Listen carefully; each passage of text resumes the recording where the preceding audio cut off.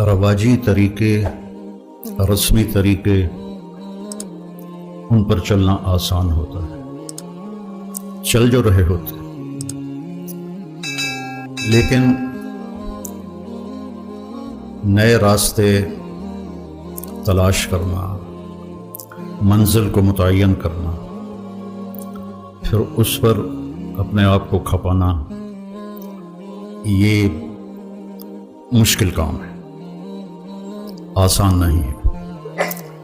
अंबिया सबसे ज़्यादा मुश्किल में डाले गए कि मा समेना बिहादा फी आबाइनल अव्वलीन, ये तुम क्या बात कर रहे हो। एक और जगह आता है, अइज़ा मितना व कुन्ना तुराबन व इज़ामन अइन्ना लमबऊसून अव आबाउनल अव्वलून।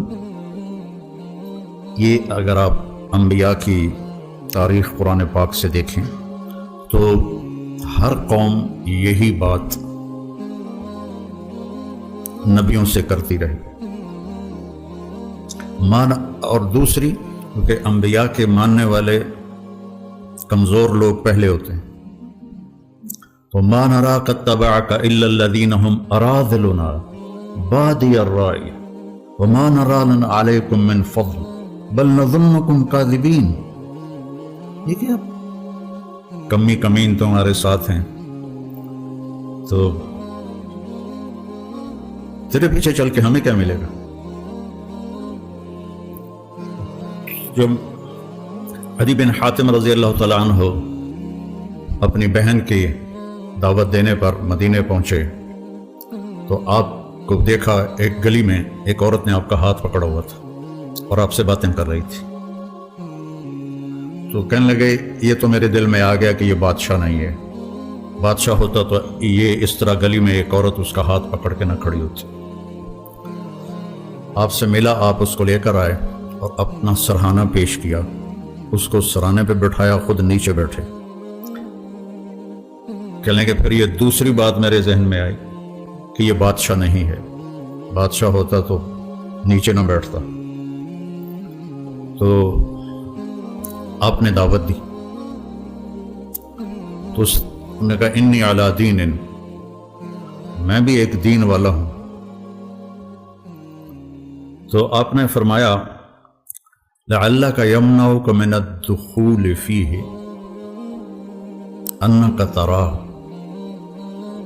इत्तबअहु ज़अफ़तुम मिनन नास व मन ला क़ुद्रत लहुम व क़द रमतहुमुल अरब। समझ गए ना।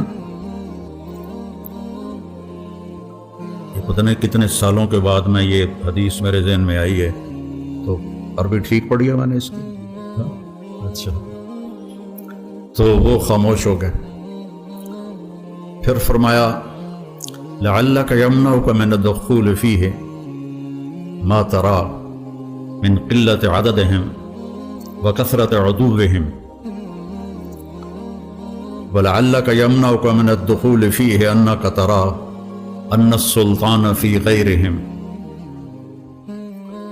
तो अदी कहने लगे मैं तो हिल गया कि यही बातें मेरे अंदर थी, क्योंकि उसने किसरा और कैसर के जाहो जलाल देखे थे। वो किसरा भी खुसरो परवेज जिस जैसे बादशाह दुनिया में बहुत कम आए। तो फिर आपने फरमाया कि आदि वल्लाह, पहले कहने लगे अरअयतल हीरा, कहने लगे देखा तो नहीं सुना है। फरमाने लगे तखरुजु ज़ईनतु मिन्हा फी हुलियहा व हुललिहा व ततूफु बैतिल्लाहि वहदहा व ला तखाफु अला नफ्सिहा अहद।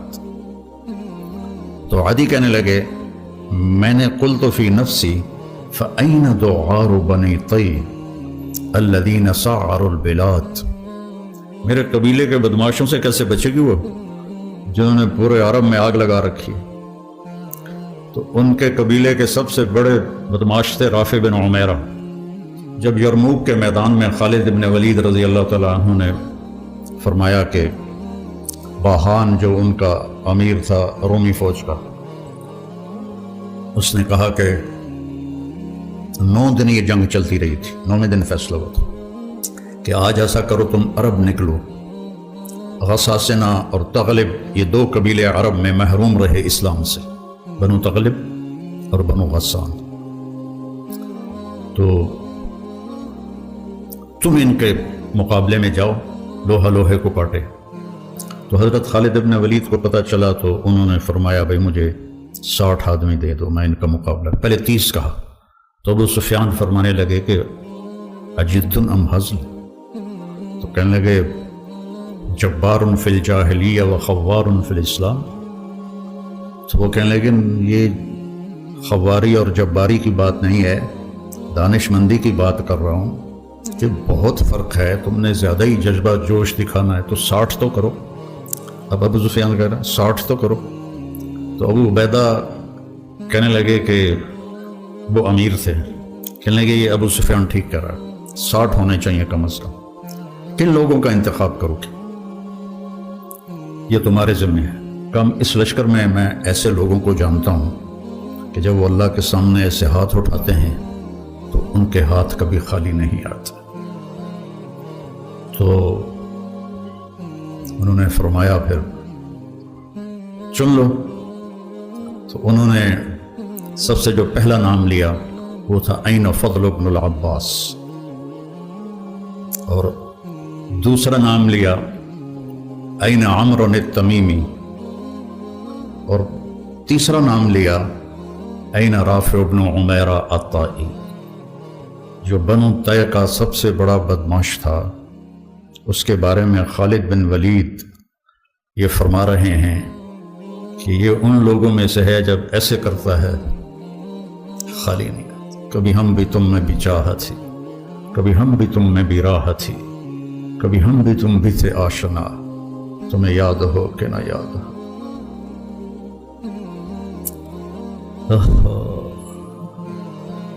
یا ابن آدم انی لک محب، یا ابن آدم یا ایھا الذین آمنوا نہیں، یا ابن آدم انی لک محب فبحقی علیک کن لی محبا. تو وہاں سے تو یہ ندا آج بھی ہے، کبھی ہم بھی تم میں بھی چاہت تھی، کبھی ہم بھی تم میں بھی راحت تھی، کبھی ہم بھی تم بھی تھے آشنا، تمہیں یاد ہو کہ نہ یاد ہو. وہ پھر باتیں ادھر ادھر ہو رہی ہیں. پہلا لشکر جو شام میں داخل ہوا وہ عامر ابن عاص کا تھا رضی اللہ عنہ. 8000 کا دستہ تھا ان کا. تو انہیں پتہ نہیں تھا اور روم تیاری کر کے بیٹھے تھے. وہ 1 لاکھ کا لشکر جرجیس ان کا سردار تھا. انہوں نے دفعتاً حملہ کیا اور 1 لاکھ اور 8000، تو انہوں نے ان کو چاروں طرف سے گھیر لیا. تو واصلہ بن اسقع رضی اللہ تعالیٰ عنہ یہ اصحاب صفہ میں سے تھے پہلے. وہ کہتے ہیں کہ ہمیں رجز بھول گئے. عرب لڑائی میں جو شعر پڑھتے تھے انہیں رجز کہتے تھے، لیکن ہمیں رجز بھول گئے اور ہم نے سمجھا ہا ہن المحشر اليوم، آج یہیں ہماری قبریں بنیں گی. اور ما کان قولنا الا ان یا رب محمد انصر امت محمد. ہم سب کی زبانوں پر ایک بول تھا، یا رب محمد انصر امت محمد. وہ بیت اللہ کی 40 منٹ کی دعائیں نہیں تھی، اور 30 لاکھ کے مجمع کی آہ و بکا نہیں تھی. ایک لفظ یا رب محمد انصر امت محمد. عبداللہ بن عمر بھی اس لشکر میں تھے. فرماتے ہیں کہ جب زوال ہوا اور سورج ڈھلا تو میری نظر پڑی آسمان پر، تو ان فرجت فی السماء فرجت، میں نے دیکھا آسمان پھٹ گیا.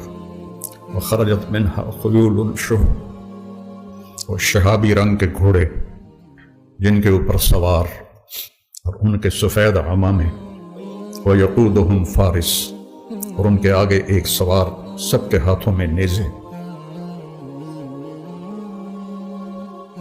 وہ کہہ رہا تھا ابشروا یا امت محمد فقد اتاکم اللہ بالنصر. غزہ کے لیے کتنی دعائیں ہو رہی ہیں. کتنے معصوم بچے ذبح ہو گئے، کتنے بوڑھے جو شہید ہو گئے وہ تو مزے میں چلے گئے، لیکن جو زخمی ہو گئے، معذور ہو گئے، ماں باپ مر گئے، خیموں میں پڑے۔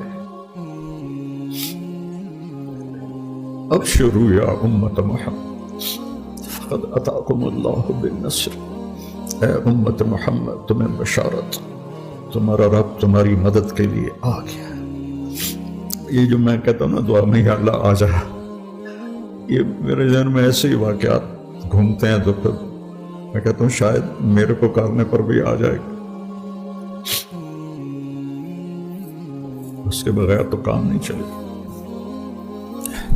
تو فرماتے ہیں وہ ایسے آئے اور ہمارے سروں پر آ کے غائب ہو گئے، اور تھوڑی دیر کے بعد پورے روم کا لشکر پیٹ پھیر کے بھاگ رہا تھا، اور حضرت عمرو بن عاص نے اعلان کیا کہ کوئی پیچھا نہ کرے، کہ ہم بہت تھوڑے ہیں، کوئی پیچھا نہ کرے۔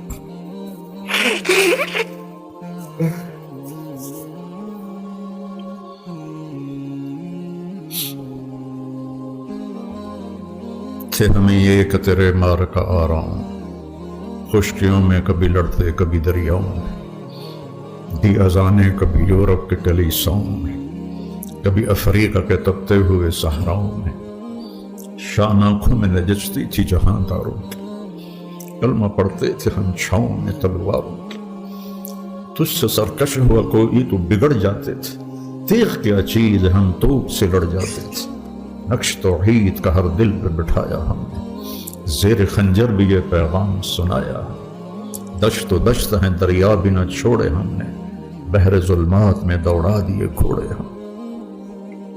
علماء کی کمی کوئی نہیں ہے، نہ مدارس کی کمی ہے، لیکن رجال کوئی نہیں ہے۔ اس میں مدارس بانجھ ہیں، خانقاہیں بانجھ ہیں، تبلیغ بانجھ ہے، زوال کا شکار ہیں بری طرح۔ تو ایک ڈیوٹی سمجھ کے کرنا کہ مجھے سبق پڑھانا ہے، وہ سوچ بہت حقیر ہے جو آگے منتقل ہوگی، لیکن یہ سوچ کہ ہم نے اس دنیا کو چھوڑنے سے پہلے ایسے لوگ تیار کرنے ہیں جن کو دیکھ کر لوگ کہیں کہ یہ قرآن جا رہا ہے، یہ عالم جا رہا ہے۔ اب یہ اللہ کی مدد کے بغیر تو ہو نہیں سکتا۔ ایسا تو نہیں ہے کہ ہمارے پاس کوئی ایسے سکرو ہیں یا مشین ہے جس سے ہم ایسے نسل تیار کر لیں گے۔ یہ تو سراسر یہدی من یشاء ہے، جس کو چاہے وہ ہدایت دیتا ہے۔ آپ سب خوش قسمت ہیں، آپ کے اساتذہ، کہ اللہ نے آپ کو ایک انتہائی اعلیٰ ترین مصروفیت عطا فرمائی۔ مدارسۃ العلم ساعۃ خیر من احیاء لیلۃ القدر عند الحجر الاسود۔ یہ بھی آج کوئی 20 سال بعد یاد آئی۔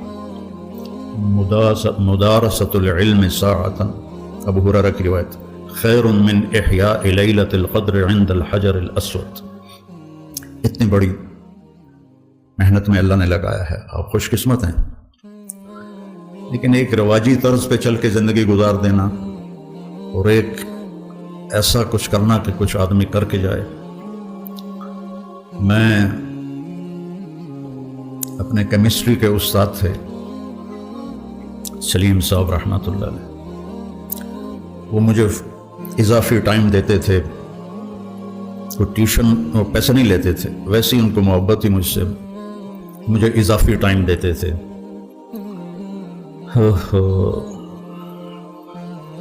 تو اس دن میں نے ہلکے سبز رنگ کی پتلون پہنی ہوئی تھی، اور اوپر جو شرٹ تھی میری وہ بھی ہلکے سبز رنگ کی تھی، اس پر نقش و نگار تھے، اور یہ بھورے رنگ کی میرے ہاتھ میں تھی ڈائری لکھنے، نوٹس لکھنے کے لیے۔ تو چونکہ مجھے پڑھنے کا شوق نہیں تھا، تو وہ ماں باپ بھی پیچھے لگے ہوئے تھے، ان کا تعلق تھا والدین سے، تو لہٰذا وہ بھی، تو غالباً وہ مجھے ترغیب دے رہے تھے کہ پڑھیا کر، ڈاکٹر بن۔ تو میں اٹھ رہا تھا، تو اٹھتے اٹھتے میں وہاں تک پہنچا جہاں یہ کیمرہ ہے۔ تو میں نے پیچھے مڑ کے کہا استاد جی سر، ان کو سر کہتے تھے، سر دنیا میں ایک دفعہ آئے ہیں، کوئی ایسا کام کر کے جائیں کہ دنیا یاد رکھے۔ مطلب ڈاکٹر تو بہت پھر رہے ہیں۔ تو ان دنوں راشد منہاس تھے ایک پائلٹ، جنہوں نے وہ بنگالی 71 میں طیارے کو اغوا کر کے لے جا رہا تھا، تو انہوں نے اس کے اوپر جمپ مارا تو وہ طیارہ گرا، وہ شہید ہو گیا، تو ان کو نشان حیدر ملا۔ 21-22 سال ان کی عمر تھی۔ تو وہ پنجابی میں کہنے لگے، اوے راشد منہاس کوئی کوئی ہوندا ہے، یہ ان کا لہجہ تھا، اوے راشد منہاس کوئی کوئی ہوندا ہے۔ تو میں ایک دم مایوسی میں چلا گیا۔ انگریز تو ٹھیک کہہ رہے ہیں، میرا تو کام گانے سننا، فلمیں دیکھنا، فضولیات لایانی، تو راشد منہاس تو کوئی کوئی ہوتا ہے۔ تو اللہ تعالیٰ نے پتہ نہیں کسی کی دعا لگی یا اللہ نے اپنا فضل فرمایا، اسی کا فضل ہے۔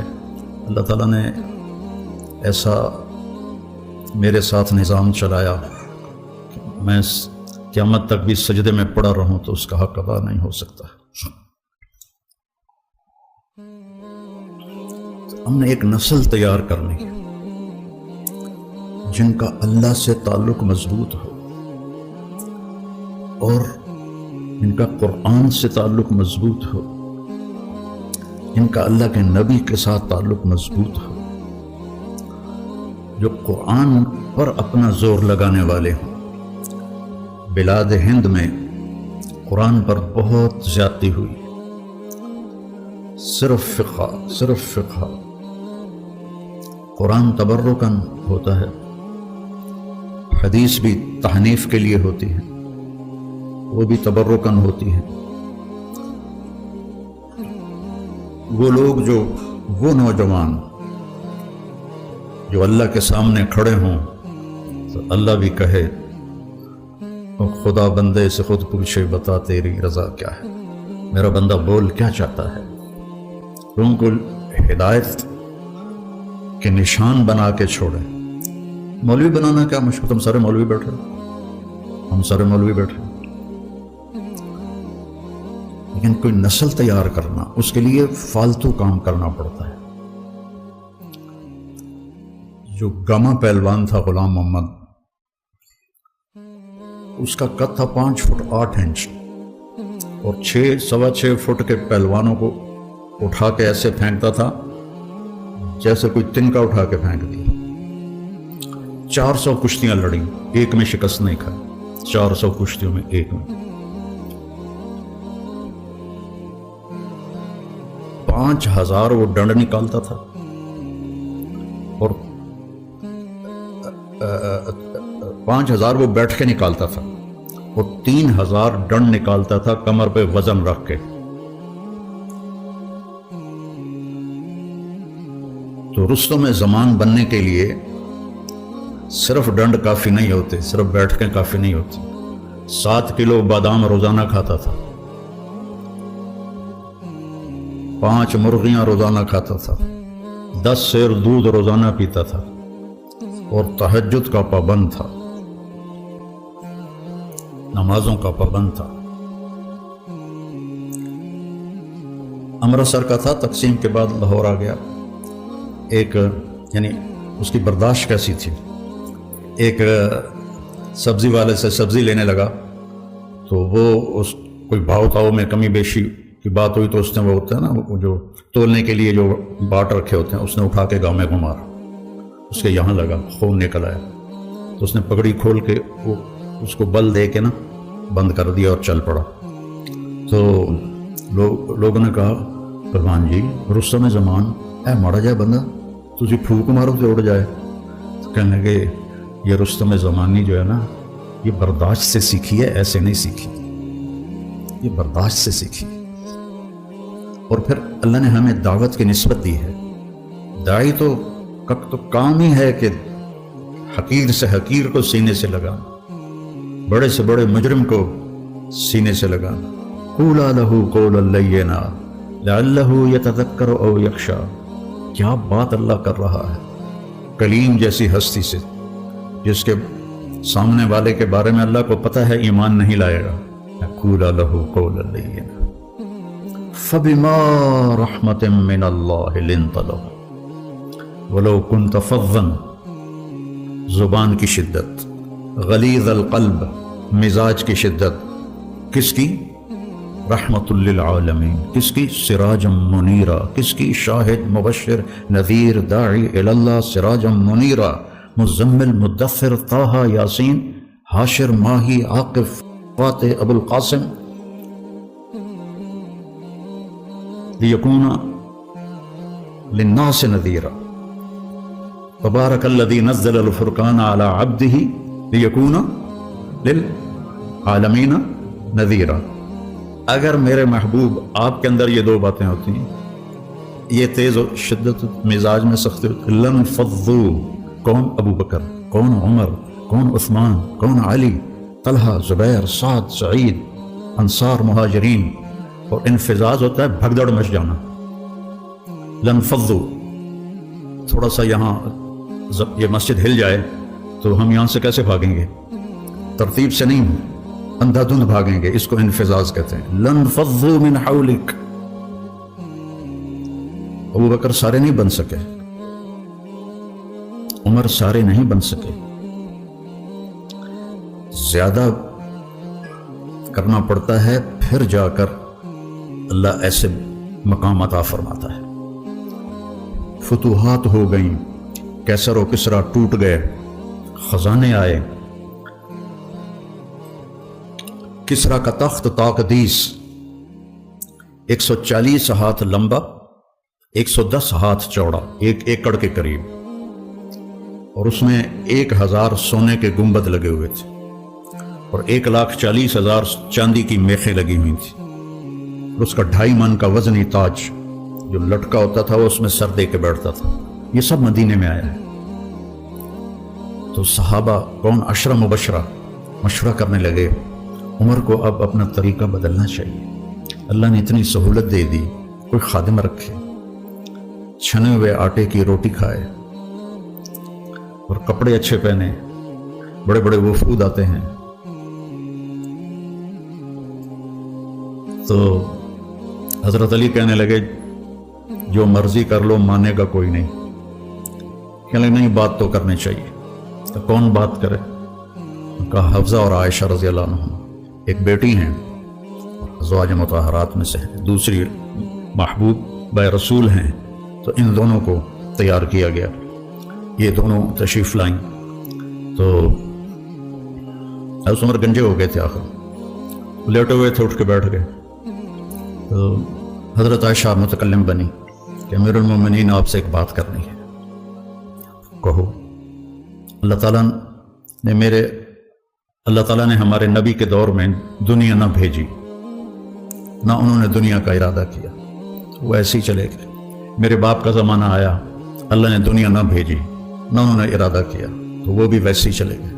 اب اللہ تعالیٰ نے آپ پر دنیا کے دروازے کھول دیے ہیں، فتوحات کے دروازے کھول دیے ہیں. اب آپ اپنے اوپر رحم کریں. ارفق بنفسک، اچھا کھانا کھائیں، چھنے ہوئے آٹے کی روٹی کھائیں، اچھا کپڑا پہنیں. بڑے بڑے وفود آتے ہیں آپ سے ملنے کے لیے، اور اپنے لیے کوئی خادم رکھیں جو آپ کی خدمت کرے. آپ کی عمر کا بھی تقاضا ہے. حضرت عمر کا رنگ ایسے بدل رہا. جب حضرت عائشہ نے بات ختم کی تو کہنے لگے مجھے بتاؤ تمہیں کس نے بھیجا ہے. کہنے لگیں کوئی ہاں نہ کرو گے تو ہم بتائیں گے، ویسے تو نہیں بتائیں گے. فرمانے لگے اگر مجھے بتا دو نا تو میں مار مار کے ان کے چہرے لہو لہان کر دوں. تو پھر وہ رو پڑے. پھر کہنے لگے حفصہ تو گھر والی ہے نا؟ اچھا بتا، اللہ کے نبی نے دن میں کبھی 2 دفعہ کھانا کھایا؟ صبح کھایا تو شام نہیں کھایا، شام کھایا تو صبح نہیں کھایا. کہنے لگے اللہم نعم. کیا تجھے یاد ہے تیرے گھر میں نبی کا بستر کیا تھا؟ ایک بوریا تھا جس کو تو دوہرا کر کے بچھاتی تھی. ایک رات تو نے اس کی ایک تہ اور لگا دی. تو آپ نے پوچھا حفصہ میرا بستر بدل دیا ہے؟ کہ نہیں یا رسول اللہ، وہی ہے، ایک طے اور لگا دی تاکہ آپ کے لیے نرم ہو جائے، کہ اسے واپس اسی طرح کر دے، مجھے رات کو اٹھنے میں مشکل پیش آئی۔ حفصہ تجھے یاد ہے ایک دفعہ تو نے کھانا ایک تپائی پہ رکھ کے دیا تھا، تو اللہ کے نبی نے اٹھا کے زمین پہ رکھا تھا اور فرمایا تھا میں جیسے غلام کھاتے ہیں میں ایسے کھاؤں گا۔ اور تجھے یاد ہے اللہ کے نبی کے پاس ایک ہی جوڑا ہوتا تھا اور اس کو خود دھوتے تھے، اور بلال آ کر کہتے تھے کہ یا رسول اللہ السلام، تو آپ فرماتے تھے بلال میرے کپڑے خشک نہیں ہوئے۔ نماز لیٹ ہو جاتی تھی کہ دوسرا جوڑا نہیں ہوتا تھا۔ کہنے لگے جی ہاں۔ کیا تجھے یاد ہے کہ ایک دفعہ جوڑا بھی نہیں تھا اور آپ نے ایک انصاری عورت سے چادر منگوائی تھی اور وہ لپیٹ کر جا کے نماز پڑھائی تھی، وہ تمہیں یاد ہے؟ کہنے لگے جی ہاں۔ ساروں قطار رونے لگے۔ فرمایا عائشہ حفصہ جنہوں نے تمہیں بھیجا ہے انہیں جا کے کہو کہ 3 دوست تھے جو ایک منزل کی طرف چلے، پہلا چلا وہ پہنچ گیا، دوسرا چلا وہ بھی پہنچ گیا، اب تیسرا راستے میں ہے، ان کی راہ پر چلے گا تو ان تک پہنچے گا، اگر اس سے ادھر ادھر ہوا تو بھٹک جائے گا۔ والذی نفسی بیدی لأکرہن نفسی علی ما انا علیہ، اس ذات کی قسم جس کے قبضے میں میری جان، میں اپنی جان کو اسی طرح کھپاؤں گا جس پر میں ہوں، یہاں تک کہ میرا اللہ مجھے میرے ساتھیوں سے ملا دے۔ جب خنجر لگا اور امید کوئی نہ رہی بچنے کی تو آپ نے عبداللہ بن عمر کو بلایا اور فرمایا کہ جاؤ اما عائشہ سے کہو کہ عمر امیر المومنین نہ کہنا، اب میں امیر المومنین نہیں ہوں۔ عمر اپنے ساتھیوں کے پڑوس میں قبر کی جگہ چاہتا ہے۔ جب وہ تشریف لے گئے تو حضرت عائشہ بھی رو رہی تھی، انہوں نے یہ روتے ہوئے عرض کی اما جان میرا باپ عمر بن خطاب اپنے ساتھیوں کا پڑوس چاہتا ہے۔ تو حضرت عائشہ پھر رونے لگی کہ یہ جگہ تو میں نے اپنے لیے رکھی ہوئی تھی کہ میں اپنے باپ اور خامد کے ساتھ میری قبر بن جائے، لیکن عمر مجھ سے زیادہ حقدار ہے، مرحبا بہ۔ جب وہ آئے تو ان کو حضرت عمر کو بتایا کہ اجازت ہو گئی ہے، کہ نہیں بیٹا ہو سکتا ہے میرے شرم میں اجازت دی ہو، جب میں مر جاؤں اور میرا جنازہ لے کے دروازے پر پہنچو تو دروازہ پر جنازہ رکھ دینا اور پھر اندر جا کے دوبارہ اجازت لینا، اس وقت اجازت ملے تو اندر لے جانا ورنہ مجھے بقیع میں دفن کر دینا۔ تو حضرت علی اور حضرت حسن آئے تو گھبراہٹ دیکھی تو حضرت علی نے فرمایا موت سے ڈر گئے ہو؟ تو سنو نہیں موت سے نہیں، ما بعد الموت سے ڈر رہا۔ کون ہے؟ لو کان بعدی نبی لکانا، بولو لکانا عمر، کہہ رہے موت نہیں موت کے بعد سے ڈر رہا۔ تو حضرت علی نے فرمایا نہ ڈرو، میں گواہی دیتا ہوں، میں نے اپنے نبی سے سنا کہ سیدہ کہول اہل الجنت ابو بکر و عمر۔ تو حضرت عمر کہنے لگے حشر کے دن گواہی دو؟ فرمایا میں بھی دوں گا، میرا بیٹا حسن بھی دے گا ساتھ۔ وہ تشریف لے گئے، پیچھے موت کے آثار نظر آئے تو ان کا گود میں سر تھا بیٹے کی، عبداللہ بن عمر کی، تو کہنے لگے ضعنی علی الارض، مجھے زمین پر ڈال دے۔ تو ان کا دل نہیں مانا تو انہوں نے پنڈلی پہ سر رکھ دیا، کہنے لگے وے حق، تیرا ناس ہو، سنتے نہیں ہو کیا کہہ رہا ہوں، زمین پہ ڈال۔ آپ مسجد میں داخل ہوئے، آپ کے دائیں طرف ابو بکر تھے، بائیں طرف عمر تھے۔ آپ نے فرمایا ہمیں دیکھ رہے ہو؟ صحابہ سے کہا جی، کہا کذا نحشر یوم القیامہ، اس طرح ہم محشر میں اٹھیں گے کہ میرے دائیں ابو بکر ہوگا اور بائیں میرے عمر ہوگا۔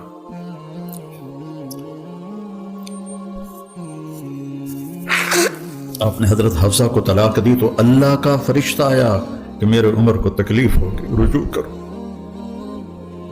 رجوع کرو۔ اپنے نبی کی منشا کے خلاف اللہ نے فیصلہ لیا کہ میرے عمر کو تکلیف ہوگی، رجوع کرو۔ تو آپ نے رجوع فرمایا۔ تو جب انہوں نے زمین پہ سر رکھا تو الٹے ہو گئے اور اپنا چہرہ زمین پہ نہ ایسے کہنے لگے ویل لک ولامک یا عمر ان لم یغفر لک ربک، ویل لک ولامک یا عمر ان لم یغفر لک ربک، ویل لک ولامک یا عمر ان لم یغفر لک ربک۔ یہی کہتے کہتے جان نکل گئی۔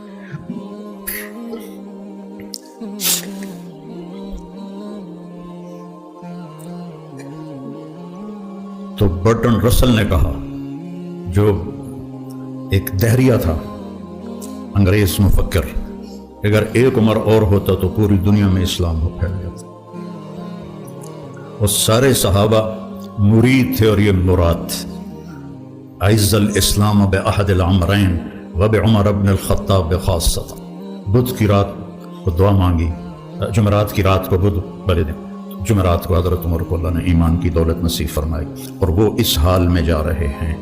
حضرت صہیب نے جنازہ پڑھایا، در و دیوار مدینے کے رو رہے تھے، صرف مرد عورت نہیں، بچے بھی، اور جنازے کو حضرت عائشہ کے دروازے کے سامنے رکھا گیا۔ حضرت عبداللہ نے دروازہ کھٹکھٹایا اور کہا اماں جان، میرا باپ عمر اندر آنے کی اجازت چاہتا۔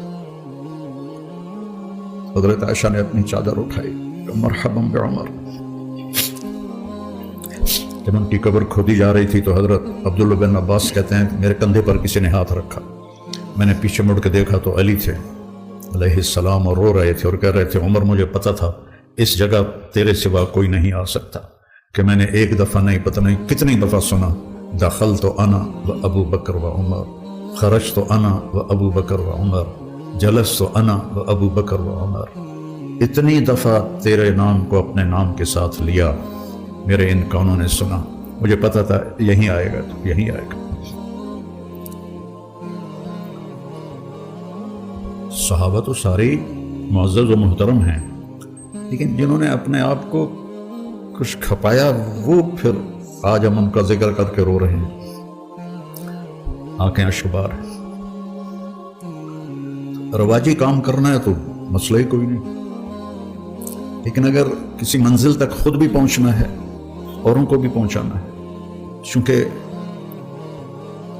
جب آدمی دوسروں پر محنت کر رہا ہوتا ہے تو عام طور پر اپنی طرف سے نظر ہٹ جاتی ہے، فلاں بچے کی یہ شکایت ہے، فلاں بچے کی یہ شکایت ہے، فلاں بچے کی یہ کمی ہے، فلاں بچے کی یہ کمی ہے۔